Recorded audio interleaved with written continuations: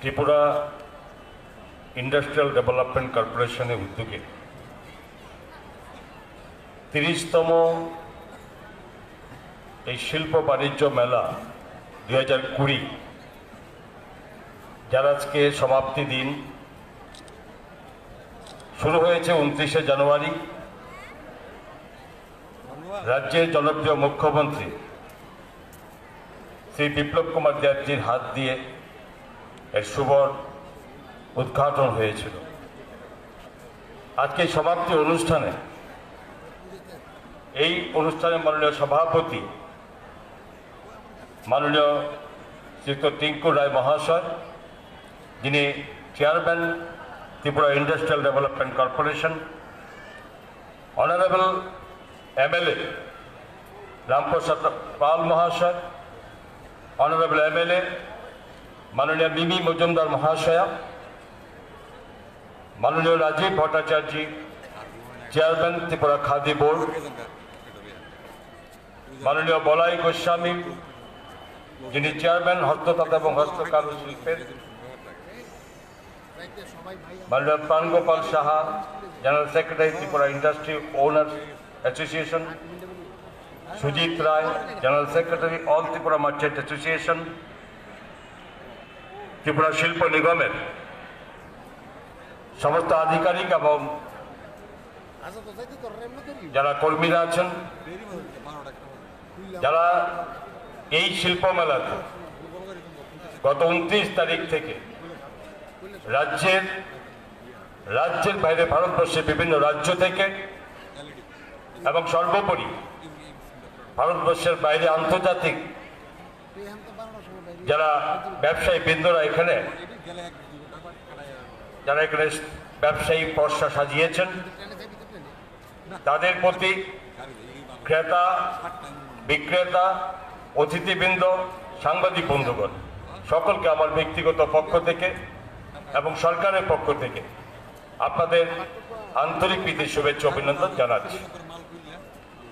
মাননীয় চেয়ারম্যান থেকে শুরু করে মাননীয় বিধায়ক বিধায়িকা এবং আমাদের খাদি বোর্ডের চেয়ারম্যান সাহেব মেলা সম্পর্কিত আপনাদেরকে বলেছে। আমি প্রথমেই ধন্যবাদ দেব রাজ্যের মাননীয় মুখ্যমন্ত্রী এবং কেআইডিসি চেয়ারম্যান টিঙ্কু রায় সাহেবকে যে আজকের এই সমাপ্তি দিনে যারা এখানে উপস্থিত আছেন, তারা আজকে এই শুভ মুহূর্তের সাক্ষী হয়ে আছেন, যেখানে ভারত সরকারের যারা ministry of commerce and industry এই দপ্তরের উদ্যোগে যারা স্পেশাল ইকোনমিক জোন হিসাবে আমাদের রাজ্যের সাবরুম থেকে শুরু করে রাজ্যকে যে অনুমোদন দিয়েছেন, তারই পরিপ্রেক্ষিতে আজকের এই সমাপ্তি দিনে আমাদের সকলের উপস্থিতিতে আজকে সেটা আপনাদের সামনে প্রকাশ করা হলো। বন্ধুগণ, এই হাপানিয়ায় এই মেলা গ্রাউন্ড আমরা আগেও দেখেছি। এই মেলা এমন নয় যে আমাদের এই সরকারের 23 বছরের সরকার 24 বছর আমরা পদার্পণ করেছি, এর মানে নয় যে মেলাটা আমরাই করছি। কিন্তু মেলাটা এই গ্রাউন্ডে যারা আপনারা এসেছেন, এখানে উপস্থিত যারা আছেন, তারা বারবার মেলা দেখতে এসেছিলেন, কিন্তু আপনারা এটা বলতে পারবেন যে মেলা শেষ, তার যা কনস্ট্রাকশন যা করে টেম্পোরারি, সেগুলো ভেঙে আবার নিয়ে চলে যেত। আবার কোনো মেলা এলে পরে তাকে আবার বানানো হতো। আমাদের সরকার, আমাদের ভারতীয় জনতা পার্টির সরকার, আইপিএফটি সরকার, আমরা একটা জিনিস জানি, এ রাজ্যকে গড়ে তুলতে হবে, এ রাজ্যকে অর্থনৈতিক দিকে সমৃদ্ধ করতে হবে। অযথা অর্থকে অপব্যয় করার জন্য আমাদের সরকার সেটা শিখেনি, সরকার সেটা করে না। আমি মাননীয় চেয়ারম্যান সাহেবকে ধন্যবাদ দেবো এই কারণে যে 2 বছরের মধ্যে যারা এই মেলায় বারবার এসেছেন, আগে দেখেছিলেন, আপনারা দেখেছেন এই মেলার এই পরিস্থিতি কি ছিল এই গ্রাউন্ডের। আজকে এখানে পার্মানেন্ট কনস্ট্রাকশন করা হয়েছে এবং সরকারের এককালীন খরচ যা হয়েছে, বারবার সরকারকে তার জন্য খরচ করতে হবে না। টাকা সরকারের নয়, টাকা জনগণের টাকা। 1 টাকা যদি অপব্যয় হয় তার দায়ভার সমস্ত রাজ্যের 37 লক্ষ মানুষ এখানে আছে। এই বুঝটুকু অতটা না হোক আমাদের সরকার সেটা স্বীকার করে, সরকার সে উপলব্ধি করে।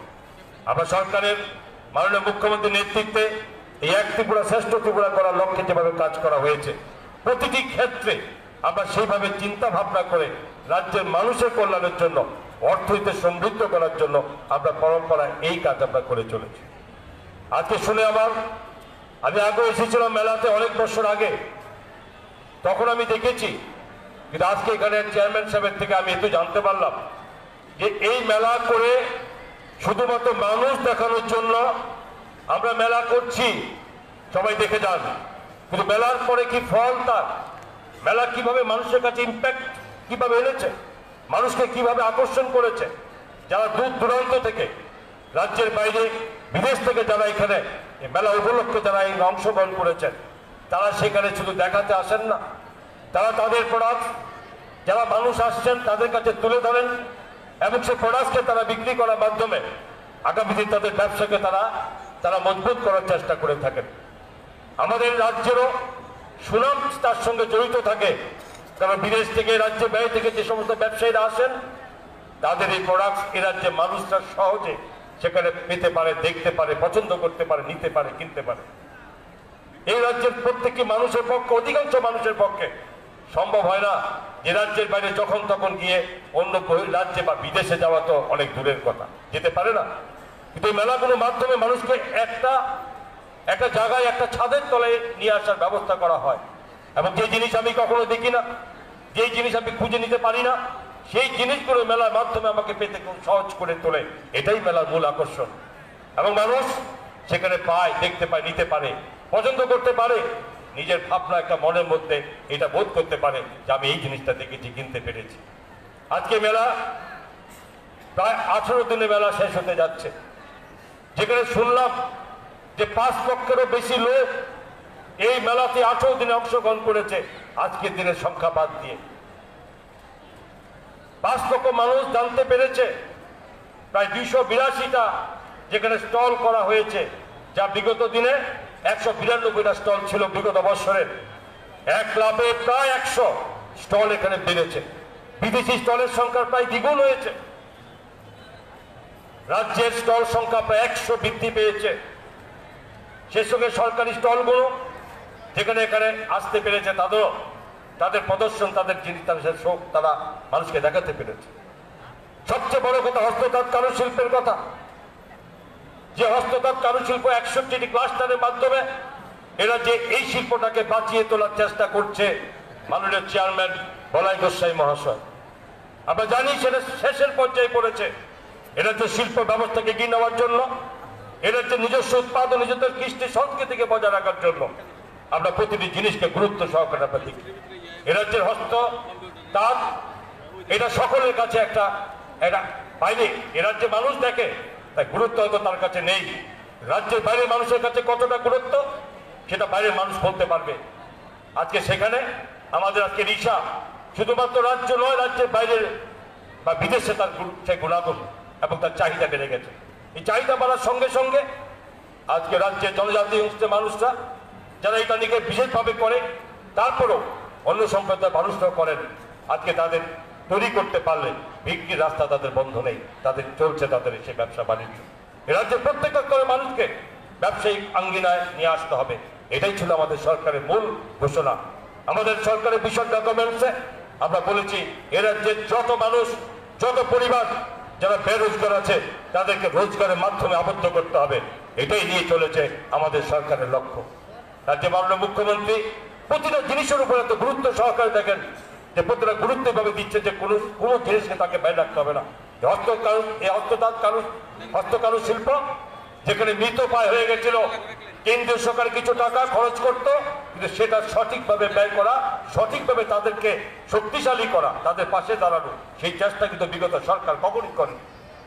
আমি শুনে খুশি যে অল্প কিছুদিনের মধ্যে দায়িত্ব পেয়ে হস্তকারু শিল্প এই মেলাতে প্রায় 6 লক্ষ টাকার মতো সামগ্রী বিক্রি করতে পেরেছে।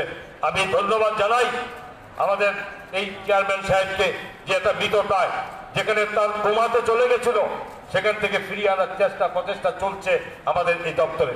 খাদি গ্রামোদ্যোগ ভবনের চেয়ারম্যান রাজীব বাবু এখানে বসে আছেন। আপনারা দেখেছেন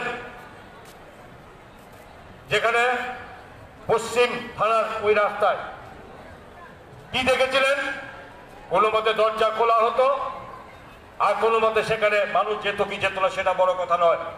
কর্মচারীদের দোষ নেই, তারা ঠিকই তাদের ডিউটি পালন করতেন, কিন্তু সেখানে আকর্ষণ করা ব্যবসায়ীকে নিয়ে আসা বা সেখানে কাস্টমার নেবে সেই ব্যবস্থাপনা কখনো দেখায়নি। বেতন পাওয়ার বেতন পেত এবং সেটার কোনো ব্যবস্থা হয়নি। মাননীয় চেয়ারম্যান রাজীব বাবু এসে প্রথমে মানুষকে আকৃষ্ট করার জন্য, আজকে আপনারা জানেন যে কোনো জিনিস স্বাভাবিকভাবে ছেড়ে দিলে মানুষ সেখানে আকৃষ্ট হয় না। সৌন্দর্য প্রত্যেকটি মানুষের মধ্যে, বিউটিফিকেশনের বাইরে কেউ যেতে পারে না। আজকে সেখানে মানুষ আকৃষ্ট হয়, এখানে এসেই প্রথমেই সেটাকে একটা কারুকার্য সাজিয়েছেন এবং সেই ব্যবসাকে যাতে তুলে দাঁড়ানো যায় সেটার জন্য যথেষ্টভাবে জোর দিচ্ছেন। আজকে ত্রিপুরা শিল্প কারখানা কোথায় ছিল? কিছু কিছু ব্যবসায়িক আনা হতো, তাদেরকে সেই শিল্পের শুরু থেকে কিছু তাদের ট্যাক্স বা এভরিথিং কিছু তাদেরকে ফ্রি করা হতো। তার পাওয়ার পরে তার থাকার কোনো ব্যবস্থা নেই, ফেলে চলে যেত সরকারি জায়গাকে বাধ্য করে। আজকে আমাদের শিল্প দপ্তর, মাননীয় চেয়ারম্যান, মাননীয় মুখ্যমন্ত্রীর এই দপ্তর, মাননীয় মুখ্যমন্ত্রীর উদ্যোগে চেয়ারম্যানের অত্যধিক পরিশ্রমের কারণে আজকে নতুন নতুন শিল্প এই রাজ্যে আসছে। 4,000-এর বেশি নতুন শিল্প বিভিন্ন স্তরের আজকে এই আমাদের রাজ্যে তারা প্রদর্শন করেছে। কোন রাজ্য মাথা তুলে দাঁড়াতে পারে না, কোন দেশ শক্তিশালী হতে পারে না যদি তার শিল্প কারখানার সঙ্গে তা যুক্ত না থাকতে পারে। কখনো সরকার যারা বিগত দিনে ছিল সেভাবে তারা চিন্তা করেনি। আজকে আমাদের সরকার আসার পরে যোগাযোগ ব্যবস্থা লাগবে যে কোনো বিজনেসকে তৈরি করতে। আমাদের রাজ্যের ছোট্ট রাজ্য হতে পারে, 10,492 বর্গ কিলোমিটার রাজ্য, এই রাজ্য যেখানে ঈশ্বরের আশীর্বাদে এটা যে প্রতিটি মাটি উর্বর, প্রত্যেকটি সম্পদ মানুষের কাছে গ্রহণযোগ্যতার মধ্যে আকর্ষণীয়। বাসব্যাগ বলুন, বিভিন্ন জিনিস যেখানে আজকে তুলে ধরার চেষ্টা করা হচ্ছে। এটাই আমাদের সম্পদ, এটাকে সৃষ্টি করে, এটাকে তৈরি করে, এটাকে ব্যবসায়িকভাবে আঙ্গিনা নিয়ে আসতে হবে, এটাই সরকারের কর্তব্য। যখন এটা হয়ে থাকবে তখনই মানুষের উপকার হবে। এটা যে কোনো জিনিস ফেলনার নয়, আমরা সমস্ত কিছুই কাজে লাগাতে পারি। টি ইন্ডাস্ট্রিজকে কোথায় ছিল? পরিচিত ছিল না ত্রিপুরা টি। আজকে সেখানে ত্রিপুরা টিকে ভারতবর্ষের বিভিন্ন রাজ্য চেনে। আজকে লাভবানের দিকে মুখ দিচ্ছে, সমস্ত লসকে কভার করে সে লাভের দিকে চলছে। ইন্ডাস্ট্রি সেই জায়গাতে আজকে সেখানে বিভিন্ন নতুন নতুন ভাবে তারা উদ্যোগ করে তুলছে। সরকারের এই স্পেশাল ইকোনমিক জোন, আপনারা জানেন সাবরুম, এই সাবরুমে 1550 কোটি টাকা কেন্দ্র সরকারে বরাদ্দ করা হয়েছে। সেখানে বিভিন্ন ইন্ডাস্ট্রির সমস্ত হাব তৈরি হবে। এই মুহূর্তে আপনারা জেনে গেছেন রাজ্যের মানুষ যে ফেনী নদীর উপরে চট্টগ্রাম বন্দরকে কন্ট্যাক্ট করার জন্য সেখানে কাজ দ্রুত গতিতে চলছে। ইঞ্জিনিয়ার বা দাসের কথার মতো অনুযায়ী আগামী 2 থেকে 3 মাসের মধ্যে, এপ্রিলের মধ্যে সেখানে চালু হয়ে যাবে বন্দর। এই বন্দর চালু হলে আমরা কি উপকার পাবো? আপনারা জানেন আমাদের লাইফস্টাইল মধ্যে একটা রাস্তা আসাম আগরতলা রোড, যেখানে গুয়াহাটি হলদিয়া বন্দর থেকে গুয়াহাটি কোথাও কত কিলোমিটার, 1200 কিলোমিটার ডিস্টেন্স ফ্রম হলদিয়া বন্দর টু গুয়াহাটি। তারপরে 600 কিলোমিটার অতিক্রম করে এ রাজ্যে আমাদের পণ্য দ্রব্যগুলো বাই রোডে আসার ব্যবস্থা ছিল। আমাদের অবশ্যই ট্রান্সপোর্টেশন এই দূরত্বের কারণে আমাদের কস্টিং বেড়ে যাওয়ার পর রাজ্যের মানুষকে তাকে দুর্ভোগ পোহাতে হতো। আজকে এই ফেনী নদীর উপরে চট্টগ্রাম পোর্ট বন্দর যখন খুলে যাবে তার দূরত্ব কত হবে? Up to Guwahati. সাবরুম থেকে গুয়াহাটি পর্যন্ত 600 কিলোমিটার ডিস্টেন্স হবে। এবার জেনে নিন এই 600 কিলোমিটার ডিস্টেন্স হওয়ার পরে কি হবে? আর গুয়াহাটি থেকে ত্রিপুরাতে আসতে হবে না, গুয়াহাটি আসাম আসবে, ত্রিপুরাতে তাদের পণ্য এই জিনিস তারা এইখানে তারা এই আমাদের ত্রিপুরার বুকিতে নিতে হবে। সমস্ত ইস্টার্ন জোন, লোক ইস্ট, এই পরিকল্পনা প্রধানমন্ত্রী নরেন্দ্র মোদীজি নিয়েছেন এই লোক ইস্টকে সর্বস্তরে উন্নত করার জন্য। যেখানে প্রধানমন্ত্রীর বিভিন্ন স্কিম দিয়েছেন, বিভিন্নভাবে উনি উদ্যোগ সহযোগিতা করছে কেন্দ্রীয় সরকার, এবং সেটাকে এই পোর্ট খুলে যাওয়ার পরে সেটা আধুনিক অন্যতম মাত্রায় যুক্ত হবে এই রাজ্যটাকে। এই রাজ্যের সমস্ত দিক অর্থনৈতিক অবস্থাকে অনেক পরিবর্তন হবে। অনেক শক্তিশালী হবে, যেখানে প্রতিটি ক্ষেত্রে মানুষের এই দরিদ্র আনা এবং সেখানে যারা বেকার সমস্যা সেটা বড় সমস্যা ঘাটতি এখানে হবে। বন্ধুগণ, এই স্পেশাল ইকোনমিক জোন শুধুমাত্র এটা নয়, অনেক যারা শিল্পের সঙ্গে যুক্ত আছেন, যারা ব্যবসায়ী বৃন্দের প্রতিনিধিরা এখানে আছেন, তারা জানেন এটার কার্যকারিতা কি। প্রথমত এখানে বিভিন্ন সুযোগ পাওয়া যায়, সেন্ট্রাল সেলস ট্যাক্স থেকে শুরু করে, ডিউটি ফি থেকে শুরু করে, স্টেট ট্যাক্স থেকে শুরু করে, সার্ভিস ট্যাক্স থেকে শুরু করে সবই তার থাকে ফ্রি থাকবে। তবে ইন্ডাস্ট্রি চাই। এরা যে উৎপাদিত ফসল শুধুমাত্র ইন্ডাস্ট্রির অভাবে আমরা ব্যবহার করতে পারি না। টিঙ্কুরায় মহোদয় আকরকে আজকে উনি এটাকে স্বীকৃতি দিয়েছে।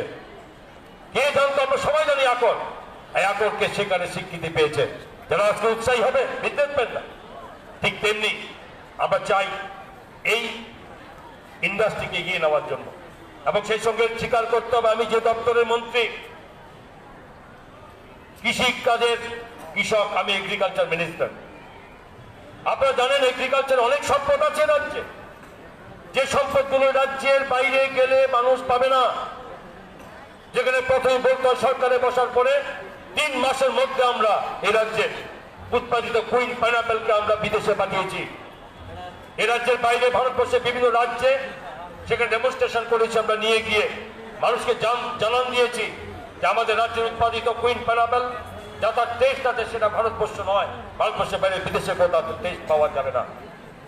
মাননীয় মুখ্যমন্ত্রী উৎসাহী উদ্যোগে আমরা চেষ্টা করেছি বিদেশে নিয়ে পৌঁছাবার, এবং সেখানে মুখ্যমন্ত্রীর সহযোগিতায় আহ্বানে আমাদের ভারতবর্ষের মাননীয় রাষ্ট্রপতি 2018 7 জুন যেখানে ঘোষণা করেছেন কুইন পাইনাপেলকে, যে এই pineapple queen pineapple state food of Tripura.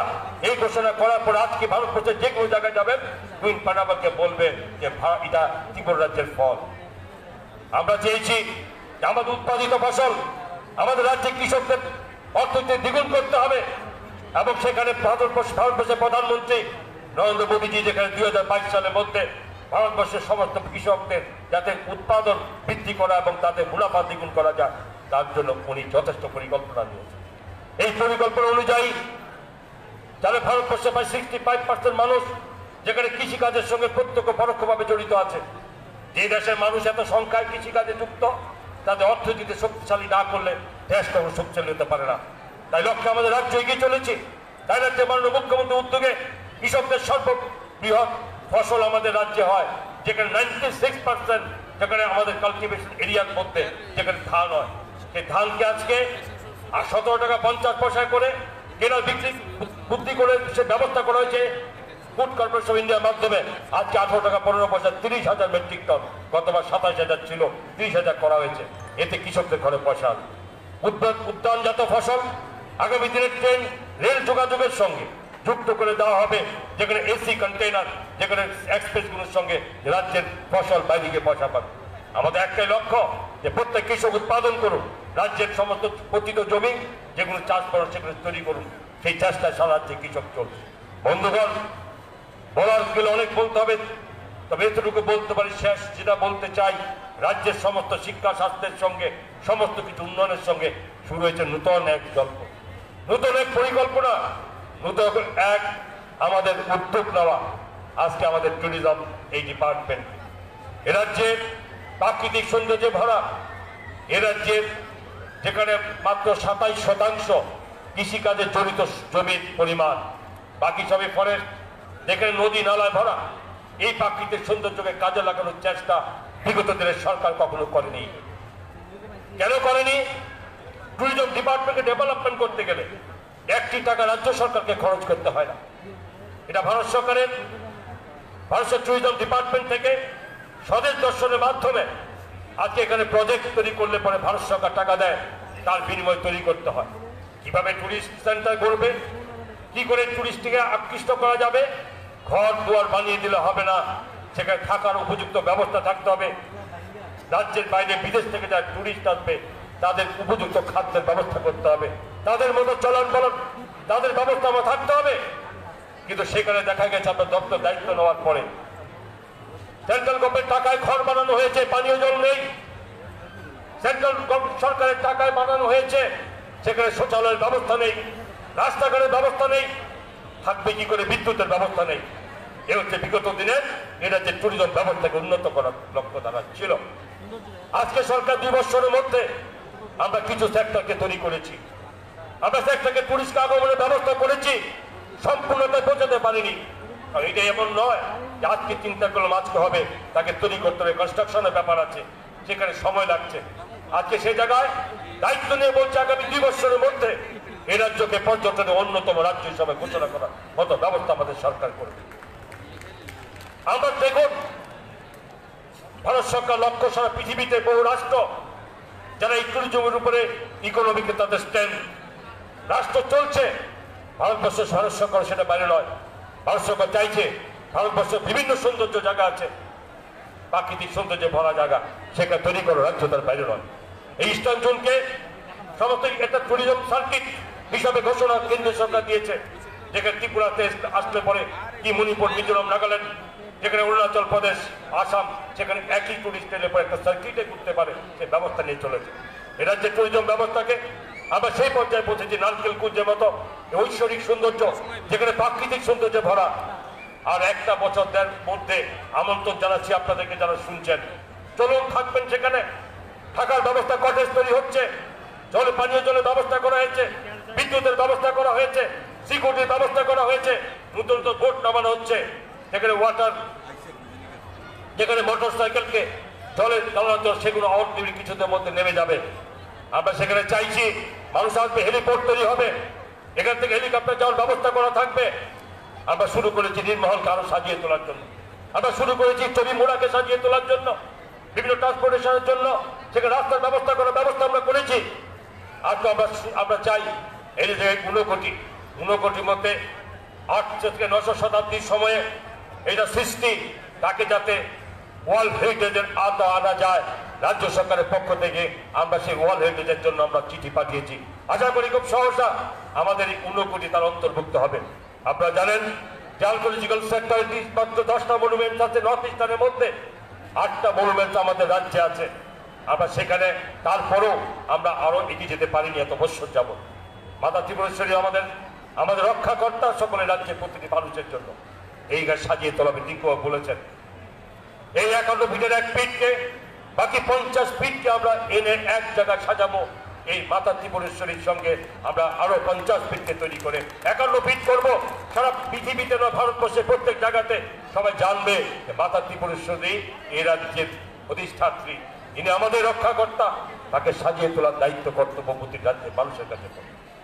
বন্ধুগণ, আমার অনুরোধ থাকবে আপনার সহযোগিতা করুন, বিশ্বাস থাকুন আমাদের উপরে, আমাদের সরকারের বিশ্বাস থাকুন, মুখ্যমন্ত্রী বিশ্বাস থাকুন। মুখ্যমন্ত্রী এক ত্রিপুরা শ্রেষ্ঠ ত্রিপুরা করার লক্ষ্যে প্রতিটি সৈনিক, প্রতিটি মন্ত্রী, প্রতিটি বিধায়ক, প্রতিটি কর্মকর্তা প্রত্যেকে একসঙ্গে একযোগে আমরা কাজ করে যাচ্ছি। এমন নয় যে আমরা 2 বছরের বেশি হয়েছে, 2 বছরে কেন হয়নি। এই 2 বছরের মধ্যে এই ফেলে যাওয়া 13,000 কোটি টাকার দেনা বিগত সরকার, 25 বছরের সরকার আমাদের মাথায় চাপিয়ে দিয়ে চলে গেছে। এ রাজ্যের বাজেট কত ছিল? 16,000 কোটি টাকার বাজেট ছিল না, তারপরে 13,000 কোটি টাকার দেনা চাপিয়ে দিয়ে ওই সর্বযুগে যারা রাজ্য পরিচালনা করতেন তারা ছেড়ে চলে গেছেন, মানুষ তাড়িয়ে দিয়েছে। আমরা তার থেকে উঠে আসতে হবে। তারপর আমরা বাধা নেই, আমরা চাইছি মানুষের সঙ্গে রাজ্য উন্নয়নে করার জন্য। বন্ধুগণ, আমরা সেই উন্নয়নে কোথাও বাধা দেওয়া নয়। এ রাজ্যে যা পাওনা দানা মাননীয় মুখ্যমন্ত্রী বলেছেন সময় ভিত্তিক কমিশন হওয়ার পরে আমরা ব্যবস্থা করব। এ রাজ্যের বেকার সমস্যা বিধানের জন্য শুধু সরকারি চাকরিকে তুললে হবে না, এদের ইন্ডাস্ট্রি করে তুলতে হবে, বিভিন্ন ব্যবসায়ের সঙ্গে যুক্ত হতে হবে। আমরা সেই লক্ষ্যে এগোচ্ছি। আমরা চাই স্বচ্ছতা এবং এই রাজ্যকে যাতে সঠিকভাবে মানুষের জীবনযাত্রা সুরক্ষিত হয়, মহিলাদের জীবন সুরক্ষিত হয়। যেভাবে ফেলে গেছে তার জন্য লড়াই চলছে, নিঃশেষ হয়নি, কিন্তু ছেড়ে দেওয়া হচ্ছে না। যারা দোষী তাদেরকে ব্যবস্থা নেওয়ার উদ্যোগ সরকার নিচ্ছে। আমরা সেই জায়গায় আছি। আমরা আনবো, সময় লাগবে, সময় লাগলেও বেশি দূর নেব না, আমরা সেই জায়গায় পৌঁছাবো। আজকের এই মেলার সমাপ্তি দিনে এই মেলা অগণিত সমস্ত যারা ক্রেতা বিক্রেতা আছেন, যারা অতিথিরা আছেন, আমি তাদেরকে আবারও স্বাগত জানাচ্ছি। সেই সঙ্গে এখানে যা মেলার এই যে 282টা যারা স্টল নিয়ে এসেছেন রাজ্যের বাইরে এবং বিদেশ থেকে, আমি আমন্ত্রণ জানাই তাদেরকে আবারও।